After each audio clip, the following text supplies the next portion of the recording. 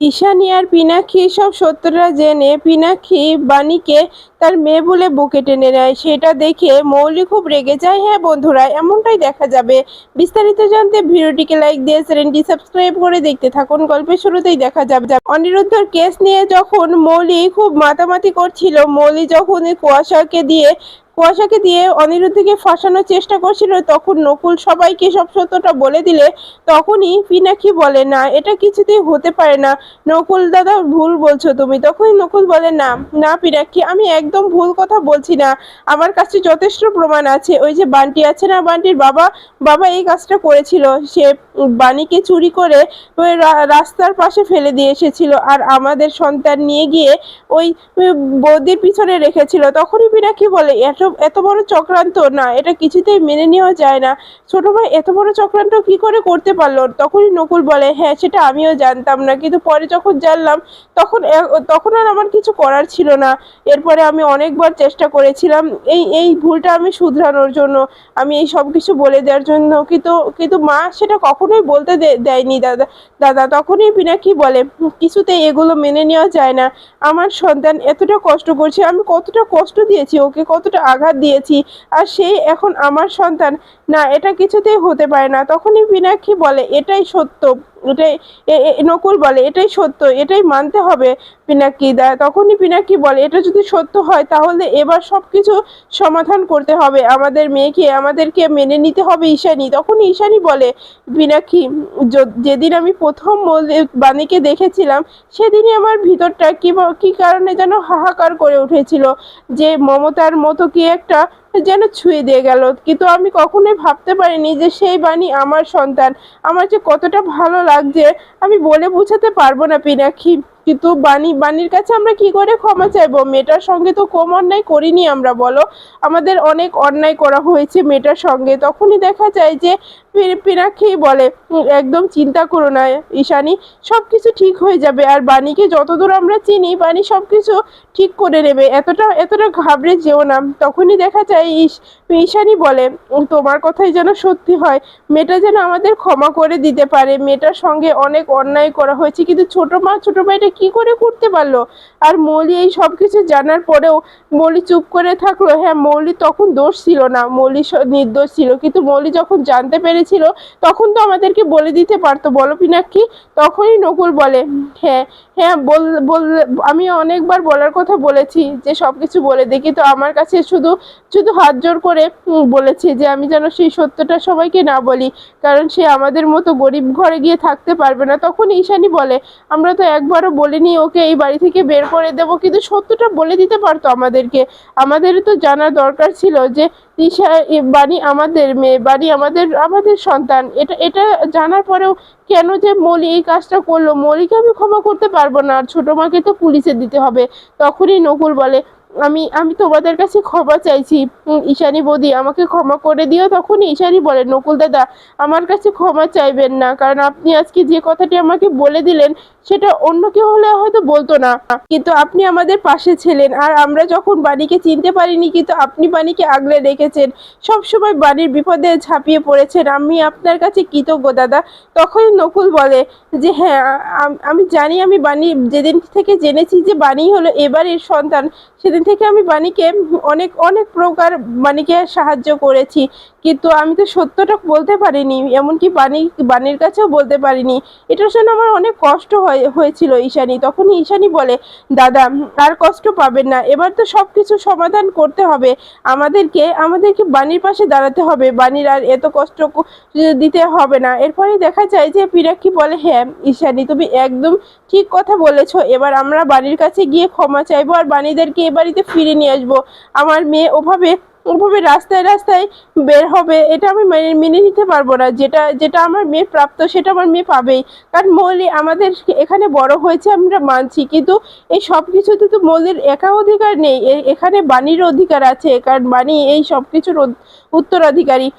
বাণীকে তো আর সব কিছু থেকে বঞ্চিত করা যায় না। তখনই নকুল বলে, দাদা এটাই ঠিক হবে, আপনারা আপনাদের মেয়েকে ফিরিয়ে নিন আর মৌলিকে আমাদের কাছে দিয়ে দিন। তখনই দেখা যায় যে পিনাক্ষী বলে, যে চিন্তা করো না দাদা, যদি যদি মলি যেতে চায় তাহলে যাবে, তো আমরা মলিকে আটকাবো না, মলির সব খরচ খরচা আমরাই চালাবো, মলিকে যেভাবে ছোট থেকে বড় করেছি সেভাবে এখনো মলির সব খরচ আমরাই দেব, কোনো সমস্যা হবে না। কিন্তু আমরা বাণীর কাছে ক্ষমা চাইবো দাদা, বাণীকে আর দূরে দূরে রাখবো না। এরপরেই দেখা যায় যে নকুল বলে আচ্ছা ঠিক আছে এবার চলো তাহলে। এরপরে এই নকুল ঈশানী আর মীনাক্ষীকে নিয়ে বাণীদের বাড়িতে আসে আর বাণীকে ডাকে আর বলে যে বাণী দেখো কারা এসেছে। তখনই বাণী ঈশানী আর মীনাক্ষীকে দেখে খুব খুশি হয় আর বলে যে মা তুমি এসেছো, মা তুমি এসেছো, আমি খুব খুশি হয়েছি, আপনিও এসেছেন মেসোমশাই। তখনই মীনাক্ষী বলে যে বাণী আমি একটা কথা বলছি, আমাকে আর মেসোমশাই বলবে না, আমাকে বাবা বলবে, যেভাবে তুমি তোমার মাকে মা বলো সেভাবে আমাকে বাবা বলতে পারো না? তখনই বাণী বলে হ্যাঁ পারি। তখনই দেখা যায় ঈশানী বাড়ির কাছে এসে বলে বাণী, বাণী আজকে তোকে আমরা দেখতে আসলাম, তোদেরকে বাড়িতে ফিরে নিয়ে যেতে আসলাম, তোরা চল বাড়িতে চল। তখনই দেখা যায় যে বাণী বলে কি বলছো, আমি তোমাদের বাড়ি যাব না, না ও বাড়িতে আমি আর যেতে পারবো না, যে বাড়ি থেকে আমাকে বের করে দেওয়া হয়েছে সে বাড়িতে আর আমি কিছুতেই যেতে পারবো না। তখনই দেখা যায় মীনাক্ষী বলে যে কেন বাণী, ওটা তো তোমারও বাড়ি, ও বাড়িতে কি তুমি গিয়ে থাকতে পারবে না? তোমার সঙ্গে অন্যায় করা হয়েছে আমরা মানছি, তুমি ও বাড়িতে চলো। তখনই সেখানে অনিরুদ্ধ চলে আসে আর বলে যে এটা হয় না আঙ্কেল, ও বাড়িতে আমরা যেতে পারবো না, এটা এটা বলবে। তখনই মীনাক্ষী বলে কেন কেন কেন অনিরুদ্ধ তুমি যাবে না? অনিরুদ্ধ তুমি একটা কথা জানো না, আজকে আমরা একটা সত্য কথা জানতে পেরেছি। তখনই অনিরুদ্ধ বলে কি জানতে পেরেছেন আপনারা, কি বলতে চাইছেন এখানে? তখনই দেখা যায় যে তখনই মীনাক্ষী বলে যে আজকে জেনে গেছি যে অনিরুদ্ধ তুমি একদম ভুল কাজ করনি, যেটা ঠিক করেছো, ঠিক মনে হয়েছে সেটাই আসলে সত্যি, এটা উপরওয়ালাই লিখে লিখে রেখেছিল তোমার আর বাণীর বিয়েটা, এজন্য তোমাদের বিয়েটা হয়েছে। তখনই তখনই অনিরুদ্ধ বলে কি বলছেন আপনি, আপনার কথা তো আমি কিছু বুঝতে পারছি না। তখনই দেখা যায় যে পিনাকি বলে হ্যাঁ অনিরুদ্ধ, তুমি আজকে আমাকে বাঁচিয়েছো, কারণ যেটা ঈশানিয়ার সাথে কথা দিয়েছিল আজকে সেটাই হয়েছে, আজকে তোমাদের বিয়েটা নিয়ে আমরা আর কোনো আমাদের আপত্তি নেই। তখনই দেখা যায় যে অনিরুদ্ধ বলে কি বলতে চাইছেন আপনি, আমি আপনার কথা বুঝতে পারছি না। তখনই দেখা যায় পিনাকি বলে অনিরুদ্ধ, এই বাণী হলো আমাদের সন্তান, আমার আর ঈশানীর মেয়ে। তখনই অনিরুদ্ধ বলে কি বলছেন আপনি এইসব কিছু, আর মৌলি? তখনই পিনাকি বলে যে মৌলি আসলে এই যে নকুলদা আর তাদের সন্তান, এটা এটা ছোট মা ছোটবেলায় হসপিটাল থেকেই চুরি করে বাণীকে রাস্তায় ফেলে দিয়ে এসেছিল। আর আর এই মৌলিকে আমাদের কাছে নিয়ে এসে বলেছিল যে মৌলি আমাদের সন্তান, এই সব কিছু আসলে ছোট মার প্ল্যান মতোই হয়েছিল। আর বাণীর বাবা নিয়ে গিয়ে সে লালন পালন করে বড় করেছে। তখনই বিদ্যুতের মা বলে হ্যাঁ একদম সত্য কথা বলছেন, কিন্তু এইসব কথা আপনারা কি করে জানলেন? তখনই দেখা যায় পিনাকি বলে এটা আমরা জানি, কারণ এটা আমাদের সন্তান। তখনই দেখা যায় যে বিদ্যুতের মা বলে হ্যাঁ দাদা সেদিন আমার কাছে এই এই বাচ্চা মেয়েটাকে নিয়ে এসে বলেছিল যে তুই এই বাচ্চাটাকে কখনোই ফেলে দিস না, আর এটা কখনোই বলবি না যে আমি ওকে রাস্তায় কুড়িয়ে পেয়েছি, দাদার মেয়ে হিসেবে এই বাণীকে বড় করেছে। বাণীও কখনো জানেনি যে দাদা আসলে ওর আসল বাবা নয়। তখনই এই বাণী বলে এটা কি বলছো তুমি মামনি, এগুলো বলো না, আমি যাকে বাবা বলে এত বছর জেনে এসেছি সে আমার বাবা নয়, না এটা কিছুতেই হতে পারে না, তুমি এ কথা বলো না। তখনই দেখা যায় যে বিদ্যুতের মা বলে বাণী যা সত্য সেটাই হচ্ছে, আমি এই জন্য ওই নকুল বাবুকে জিজ্ঞাসা করেছিলাম, কিন্তু নকুল বাবু আমার কাছ থেকে কথাগুলো এড়িয়ে গিয়েছিল সেদিন, কিন্তু আমি ভাবতে পারিনি যে এত বড় সত্যিটা চোখের সামনে থাকতেও আমি কেন বুঝতে পারিনি। শুধু দাদার কথা রাখতে আমি তোকে এই কথাগুলো বলতে পারিনি রে, আমি অনেকবার বলার চেষ্টা করেছি কিন্তু দাদার কথা মনে করে আমি সেগুলো আর তোকে বলতে পারিনি। যদি যদি এনারা তোর বাবা হয় তাহলে এনারাই তোর বাবা, দাদা তোর বাবা ছিলেন না, তোকে রাস্তায় কুড়িয়ে পেয়েছিলেন আর সেখান থেকে নিয়ে গিয়ে বলেছিলেন যে তার সন্তান হিসেবেই তোকে বড় করবে। তখনই বাণী কান্নায় ভেঙে পড়ে আর বলে না এটা কিছুতেই হতে পারে না, আমি এত বছর যাকে বাবা বলে মেনেছি সে আমার বাবা নয়, আর না এটা হতে পারে না। তখনই দেখা যায় যে ঈশানী বলে বাণী, বাণী আমাদের ক্ষমা করে দে, আমাদের জন্য তোকে কতটা কষ্ট সহ্য করতে হয়েছে, ছোট থেকে বড় হয়েছিস, কতটা কষ্ট করতে করতে বড় হয়েছিস। তখনই দেখা যায় বাণী বলে আমি মানিয়ে নিয়েছিলাম, আমার কোনো সমস্যা হচ্ছে না তো, আমি মানিয়ে গুছিয়ে নিতে পারি। তখনই দেখা যায় যে পিনাক্ষী বলে যে বানি যা হবার হয়ে গেছে মা, এবার নিজের বাড়িতে ফিরে চল, তোদেরকে এই কষ্টে আমি আর রেখে যেতে পারবো না, তোর যেটা প্রাপ্ত এই রায়বাড়ির সব কিছু তোর, তুই এই রায়বাড়ির মেয়ে, তুই ভুলে যাস না এখন সেটা। তখনই বানি বলে বাবা আমি এখন আর ও বাড়িতে ফিরে যেতে পারবো না, আমার বিয়ে হয়ে গেছে, আমার স্বামী আছে, আমার সংসার আছে, সন্তান আছে, আমি তাদেরকে নিয়ে খুব ভালো আছি, আমি তোমাদের ওখানে যাব না। তখনই দেখা যায় পিনাকি বাণীকে জড়িয়ে ধরে, আর তখনই সেখানে সেখানে মৌলি আর নয়নতারা চলে আসে। আর মৌলি বলে ড্যাড তুমি এগুলো কি করছো ড্যাড, তুমি এই বাণীকে জড়িয়ে ধরেছো ড্যাড, তুমি আমার ড্যাড, তুমি কিন্তু ওর নয়, তাই তুমি ওকে জড়িয়ে ধরতে পারো না। তখনই পিনাক্ষী বলে মৌলি একদম চুপ করে থাকো, তুমি একটা কথা ভুলে যেও না যে তুমি আমাদের কেউ নও, তুমি তুমি সব সত্যটা গোপন রাখলেও আজ কিন্তু সব সত্যটা গোপন নেই, সবকিছু প্রকাশ হয়ে গেছে, আমরা সবকিছু জানতে পেরেছি। তখন নয়নতারা বলে পিনাক্ষী তুই কি বলছিস বাবা, কি জেনে গেছিস? তখনই পিনাক্ষী বলে ছোট মা তুমি যে অন্যায়টা আরো 20 বছর আগে করেছিলে সেটা আমরা এখন জানতে পেরে গেছি, এই বাণী হলো আমাদের মেয়ে। তখনই দেখা যায় নয়নতারা বলে কি বলছিস এসব কিছু, বাণী বাণী তোদের মেয়ে মানে? তখনই দেখা যায় যে মৌলি বলে এসব কিছু মিথ্যে, এসব বানানো, এটা কে বলেছে? এই বাণী বলেছে ড্যাড, ও তোমার মেয়ে নয়, ও আমি তোমার মেয়ে। তখনই নকুল বলে মৌলি আর মিথ্যে কথা বলবে না, কারণ যা সত্য সেটাই। তখনই নয়নতারা বলে কই নকুল তুই আমাকে তো কখনো বলিসনি এই কথা। তখনই নকুল বলে হ্যাঁ বলিনি, কারণ আমি মৌলিকে তো বলেছিলাম, মৌলি আমাকে সবসময় চুপ করে দিয়েছে শুধু ভয় দেখিয়ে, আমি আর ভয় পাবো না, আজকে সবকিছু সবাইকে জানতেই হবে। তখনই দেখা যায় যে মৌলি বলে না এগুলো হতে পারে না ড্যাড, তুমি আমার ড্যাড, তুমি অন্য কারোর বাবা হতে পারো না ড্যাড, তুমি তুমি আমাকে এভাবে ফেলে দিতে পারো না। তখনই পিনাকি বলে আমি কি একবারের জন্য বলেছি যে আমি তোমাকে ফেলে দেব?